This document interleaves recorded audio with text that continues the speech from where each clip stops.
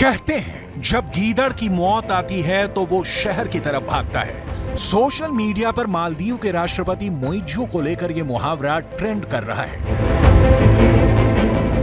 भारत से विवाद के बाद मालदीव के राष्ट्रपति मोइज़ू चीन पहुंचे हुए हैं। वहीं मालदीव में उनके खिलाफ अविश्वास प्रस्ताव की तैयारी हो रही है।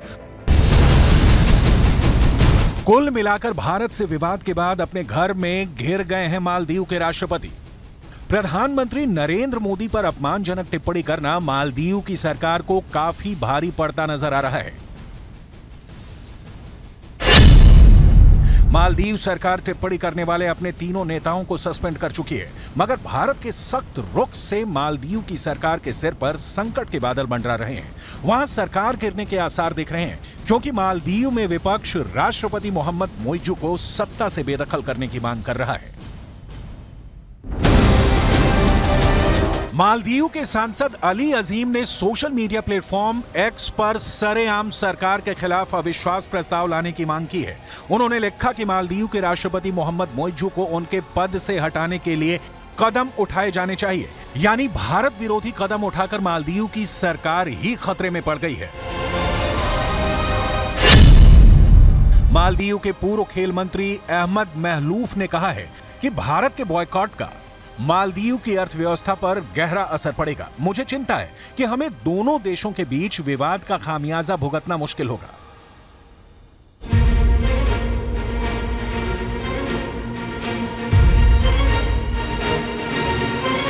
इसकी वजह विवाद के बाद से 2 दशक में ऐसा पहली बार हुआ है जब लक्षद्वीप को गूगल पर सबसे ज्यादा सर्च किया गया है। सोशल मीडिया पर लक्षद्वीप पूरी दुनिया में ट्रेंड कर रहा है। प्रधानमंत्री मोदी के लक्षद्वीप जाने के बाद पूरी दुनिया में लोग लक्षद्वीप को सर्च कर रहे हैं।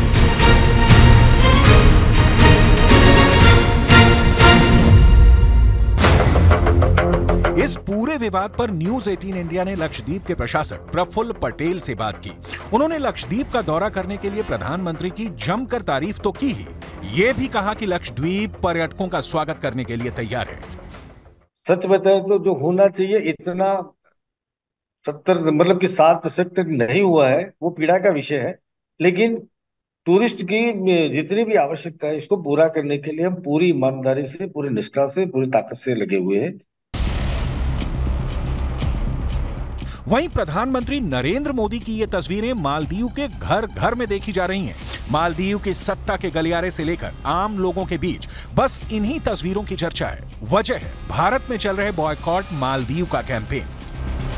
अभिनेता अमिताभ बच्चन से लेकर क्रिकेटर सचिन तेंदुलकर तक मालदीव के खिलाफ पोस्ट कर चुके हैं। भारत और प्रधानमंत्री नरेंद्र मोदी के खिलाफ सोशल मीडिया प्लेटफॉर्म पर मालदीव के मंत्रियों की अपमानजनक टिप्पणियों की Maldives association of tourism industry ने कड़ी निंदा की है। एसोसिएशन का कहना है कि ऐसी टिप्पणियों की निंदा करते हैं क्योंकि हमेशा मुसीबत के वक्त भारत मालदीव के बचाव में सबसे आगे रहता है। इस बीच न्यूज 18 को सूत्रों के हवाले से बड़ी जानकारी मिली है। हमारे सूत्र बताते हैं कि मालदीव की सरकार कट्टरपंथियों के दबाव में भारत विरोधी स्टैंड ले रही है। दरअसल मालदीव के कई ऐसे नेता हैं जो ड्रग डीलरों और कट्टरपंथी गुटों से फंडिंग ले रहे हैं। ये कट्टरपंथी गुट भारत से नफरत करते हैं, लिहाजा इन्हें खुश करने के लिए मालदीव की सरकार ऐसे कदम उठा रही है जो भारत विरोधी है। इस विवाद का एक सिरा चीन से भी जुड़ता है। मालदीव के राष्ट्रपति मोइज़ू जब सत्ता पर काबिज हुए थे तो वह इस नारे के साथ आए थे, इंडिया आउट। उन्होंने कसम खाई थी कि मालदीव से भारत के सैनिकों को वह वापस भेजेंगे और इस पूरी कवायद के पीछे मास्टरमाइंड चीन को माना जा रहा है। भारत और मालदीव का रिश्ता ऐतिहासिक रहा है। दोनों देशों के बीच का संबंध इतना गहरा रहा है कि मालदीव में नया राष्ट्रपति अपनी पहली विदेश यात्रा में भारत आता था। लेकिन मोहम्मद मोइज़ू अभी चीन में है, चीन के सामने नतमस्तक है। सवाल है, क्या श्रीलंका और पाकिस्तान के बाद अब मालदीव चीन का नया शिकार बनने वाला है? चीन के कर्ज जाल में फंसकर पाकिस्तान पूरी तरह से कंगाल हो चुका है। चीन के कर्ज जाल में फंसकर श्रीलंका आर्थिक तौर पर बर्बाद हो चुका है और अब उसी राह पर मालदीव है।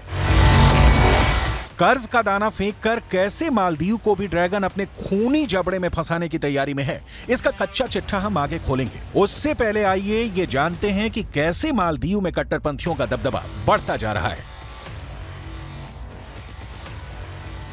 न्यूज़ 18 की इन्वेस्टिगेशन में मालदीव के बारे में बड़ा पर्दाफाश हुआ है। खुफिया रिपोर्ट्स के मुताबिक मालदीव की बनी नई सरकार और यहाँ के राष्ट्रपति कट्टरपंथियों के हाथों की कठपुतली बन चुके हैं और बैकडोर से सरकार पर पूरा कंट्रोल इन्हीं कट्टरपंथियों का है। यह रिपोर्ट सामने आई है कि मालदीव के राष्ट्रपति ने कट्टरपंथी संगठनों से ये वादा किया था कि वो हर हाल में भारत को मालदीव से आउट करके ही दम लेंगे और इसी एजेंडे को पूरा करने के लिए मालदीव की जेलों के जरिए आतंकियों और ड्रग तस्करों का नेटवर्क मजबूत किया गया है।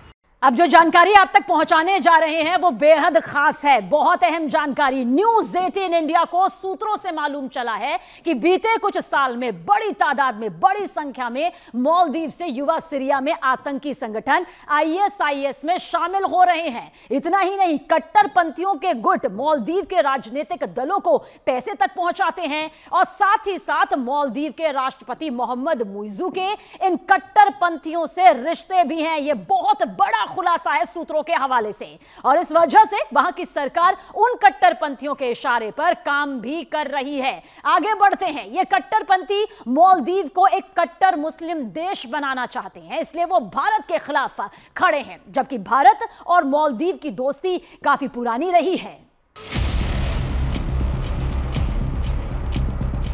मालदीव के अंदर एंटी इंडिया प्रोपेगेंडा और वहां आतंक को बढ़ाने में चीन का भी हाथ बताया जा रहा है, क्योंकि दुनिया जानती है कि चीन के उकसावे पर मालदीव के मंत्रियों ने भारत विरोधी ट्वीट किया और जब मालदीव को लगा कि उनका दांव उल्टा पड़ गया है तो मालदीव के राष्ट्रपति मोहम्मद मुइज़ू सीधे चीन के पैरों में नाक रगड़ने के लिए पहुंच गए। पिछले कुछ वर्षों में मालदीव ने चीन से भारी कर्ज लिया है।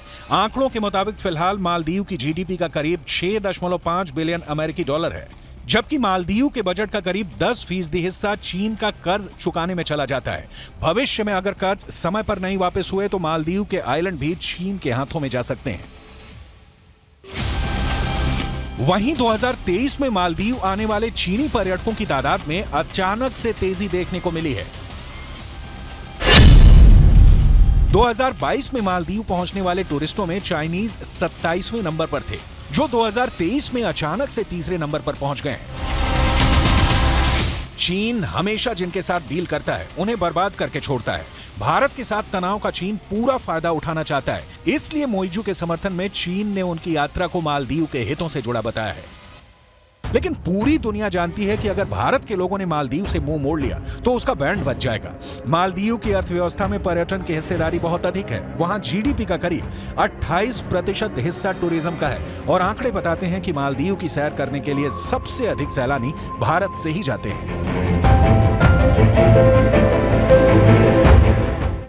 पर्यटक सैलानी किसी भी देश की अर्थव्यवस्था का सबसे मजबूत हिस्सा माने जाते हैं। ये वो सैलानी होते हैं जो किसी भी देश के विकास में अपनी महत्वपूर्ण भूमिका निभाते हैं। इसका जिक्र करना इसलिए जरूरी हो जाता है क्योंकि ये आंकड़े बताएंगे कि किस तरह से मालदीव जाने वाले सैलानियों की संख्या बढ़ी। लेकिन जो विवाद इन दिनों सामने आया है, जिस तरह से मालदीव ने अपना ये बयान यहां पर सामने रखा, उनके मंत्रियों के जरिए बयान रखा गया, उसके बाद अब यही कहा जा रहा है कि मालदीव की तरफ न रुख किया जाए। आम से लेकर खास में गुस्सा है। आंकड़े देख लीजिए, साल 2020 में 63,000 ऐसे सैलानी रहे, भारतीय सैलानी, जो कि मालदीव में गए। इसके अलावा साल 2021 में यह आंकड़ा देखिए, 63,000 से बढ़कर 2,91,000 तक पहुंच जाता है। कोई छोटा आंकड़ा नहीं है। मालदीव की तरफ रुख करने वाले सैलानियों की जो संख्या है वो लाखों तक पहुंच जाती है। साल 2022 आप देखिए, 2,41,000 सैलानी मालदीव जाते हैं। लेकिन जिस तरह का बयान उनके मंत्रियों के जरिए सामने आया है, अब इतनी तो यहां पर तस्वीर तय नजर आती है कि हालत आगे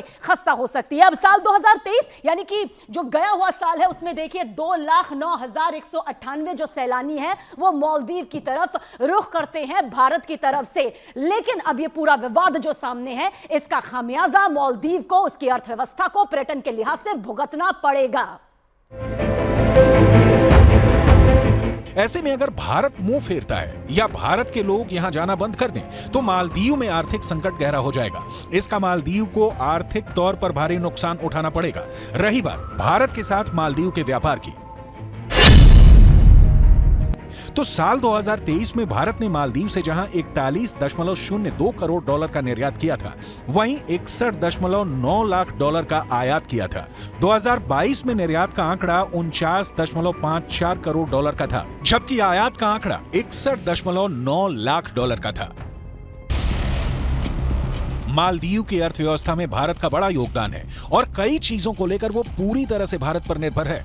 लेकिन मालदीव में चीन समर्थित सरकार के सत्ता में आने के बाद से भारत के साथ उसके रिश्तों में काफी तनाव आ गया है। आइए अब आपको तफसील से बताते हैं कि ये पूरा मसला है क्या और आखिर शुरू कैसे हुआ। दरअसल प्रधानमंत्री नरेंद्र मोदी लक्षद्वीप के दौरे पर जाते हैं और वहां से अपनी एक शानदार तस्वीरें जो हैं वो यहां पर उनके जरिए भारत के लोगों के लिए साझा की जाती है कि देखिए लक्षद्वीप आखिर कितना खूबसूरत है, कितनी भव्यता अपने में लिए हुए है। पीएम मोदी की तस्वीरों ने लक्षद्वीप के मालदीव से बेहतर होने की जो चर्चा है वो वहां पर तेज हो जाती है, यानी कि लोग आपस में इस बात को लेकर चर्चा करने लग जाते हैं कि मालदीव से ज्यादा खूबसूरत देखिए किस तरह से लक्षद्वीप है। मंत्री मरियम शूना ने प्रधानमंत्री नरेंद्र मोदी पर आपत्तिजनक इस तस्वीर को देखने के बाद वो कर देती है, उनकी तरफ से ट्वीट आता है जिसके बाद घमासान यहां पर मच जाता है। और मंत्री मालशा शरीफ ने भी प्रधानमंत्री नरेंद्र मोदी पर अपमानजनक पोस्ट यहां पर उनके जरिए भी कर दिया जाता है। मंत्री अब्दुल्ला मेहजूम माजिद ने भी भारत का मजाक इस तस्वीर के सामने आने के बाद उड़ाया, जिसके बाद यह पूरा विवाद पूरी तरह से यहां पर फैल जाता है। और देखिए भारत की तरफ से कदम जो उठाए जाते हैं उसके बाद मालदीव जो है वो यहां पर झुका नजर आता है। अपने तीनों ही डिप्टी मंत्रियों को उनके जरिए बर्खास्त कर दिया जाता है, निष्कासित कर दिया जाता है। विवाद बेकाबू होता नजर आया तो डैमेज कंट्रोल के लिए मालदीव सरकार ने अपने तीनों मंत्रियों को सस्पेंड कर दिया। लेकिन भारत विरोध के खिलाफ मालदीव में हंगामा ऐसे बरपा है कि अब बात मालदीव के राष्ट्रपति के खिलाफ अविश्वास प्रस्ताव तक पहुंच गई है।